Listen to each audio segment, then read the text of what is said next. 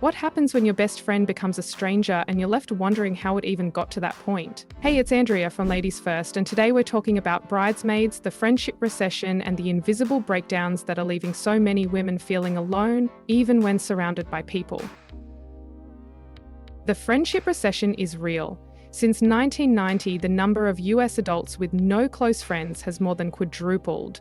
Meanwhile, people with 10 or more close friends, that number's dropped by nearly 2/3. Researchers say losing these relationships can be just as bad for your health as smoking 15 cigarettes a day. For women, this is especially tough because women's friendships tend to run on shared rituals, emotional intimacy, and consistency. When life shifts, new jobs, marriages, kids, burnout, friendships are often the first thing to fall off the calendar. Before we had the term friendship recession, Bridesmaids gave us a blueprint for how it unfolds.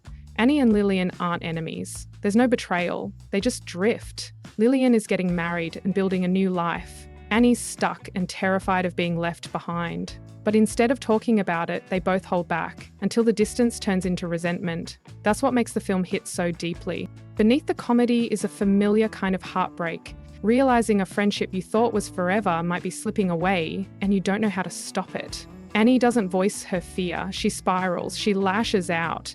But under it all is something deeply relatable, the grief of being replaced.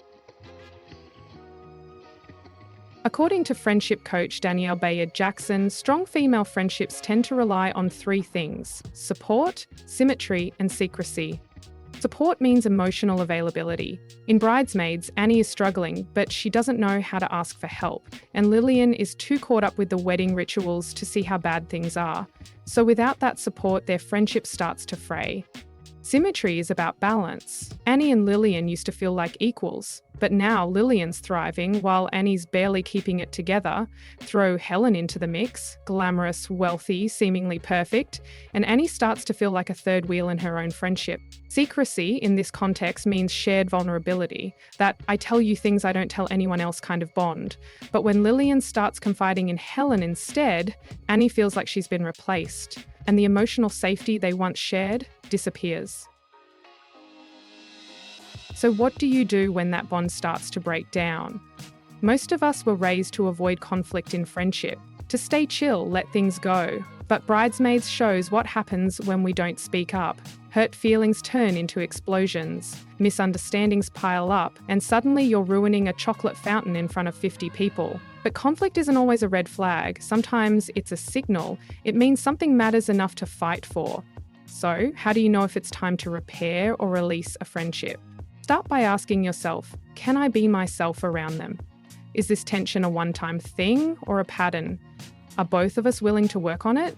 If you think a friendship can be repaired, lead with support. Don't wait for your friend to guess what you need. Be honest. Talk about balance. If things feel one-sided, start the conversation with care.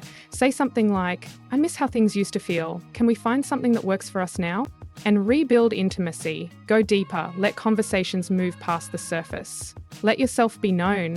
And if it turns out that friendship has run its course, letting go doesn't mean it failed.